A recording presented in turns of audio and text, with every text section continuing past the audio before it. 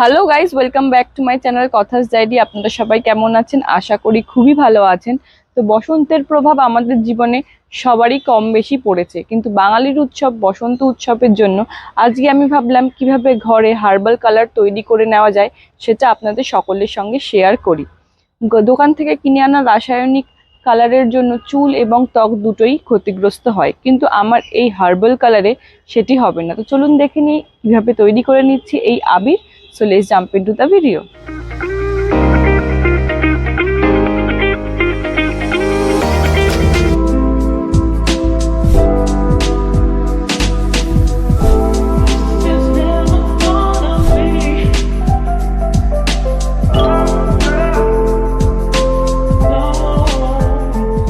চলুন তাহলে দেখে নিই কয়েকটি ইনগ্রিডিয়েন্টসের সাহায্যে আজকে আমি অনেক ধরনের কালার আপনাদের সঙ্গে শেয়ার করব।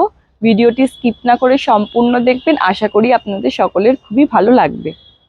নীল নিয়েছি, গাঁদা ফুল, পালং শাক, যে কোনো সবুজ কচি শাকই ব্যবহার করতে পারেন। আর নিয়েছি বিট, গন্ধের জন্য নিয়েছি গোলাপ জল এবং অগরুর আর কর্নফ্লোর। সবার প্রথমে হলুদ রং তৈরি করার জন্য নিয়েছি 8-10টি গাঁদা ফুল। গাঁদা ফুলগুলি ছাড়িয়ে নেব। মিক্সার গ্রাইন্ডারে সামান্য জল দিয়ে লিকুইড পেস্ট তৈরি করে নেব। এবার এই পেস্টটির মধ্যে দিয়ে দিচ্ছি 2 চা চামচ গোলাপ জল, 2 চা চামচ অগরুর যদি অ্যাভেলেবেল না থাকে আপনারা আতরও ব্যবহার করতে পারেন। তারপর দিচ্ছি কর্নফ্লাওয়ারই হলো কি ইনগ্রিডিয়েন্টস। 6 থেকে 7 চা চামচের মতন কর্নফ্লাওয়ার দিলাম। হুইস্কারের সাহায্যে খুব সুন্দরভাবে মিশিয়ে নেব যাতে কোনো লাম্পস না থাকে। কালার দেখে ভয় পাওয়ার কোনো কারণ নেই। রোদে শুকালে অটোমেটিক্যালি কালারগুলি অনেক লাইট হয়ে যাবে। এবার যে পাত্রে রেখে রোদে শুকনো করব এই পাত্রে ঢেলে নিচ্ছি। একই পদ্ধতিতে গ্রিন কালারও তৈরি করে নেব।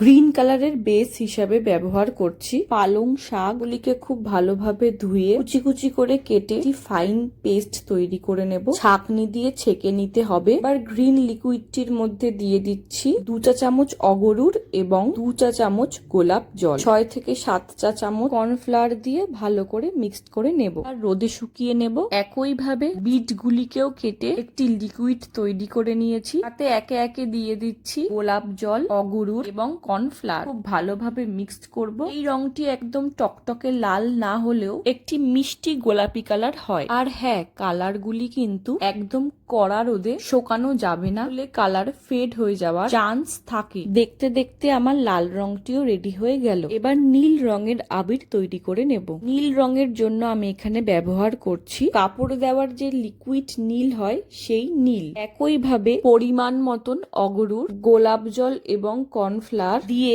খুব ভালো করে মিক্সড করে নিচ্ছি। 4টি বেস কালার লাল, নীল, হলুদ এবং সবুজ তৈরি করে নিয়েছি। এবার এই 4টি রং একে অপরের সঙ্গে মিশিয়ে বিভিন্ন কালার তৈরি করে নিতে পারেন। আমি এখানে অরেঞ্জ কালার তৈরি করে দেখালাম। এছাড়াও আমি ভায়োলেট কালার তৈরি করে নিয়েছি। এবার এই তৈরি করা কালারগুলি রোদে শুকিয়ে নেওয়ার পালা। 1 থেকে 2 দিন সময় লাগবে শুকিয়ে নিতে। প্রথম দিন 1 ঘন্টা কড়া রোদে সকালটা ছায়াতে রেখে দিয়েছিলাম।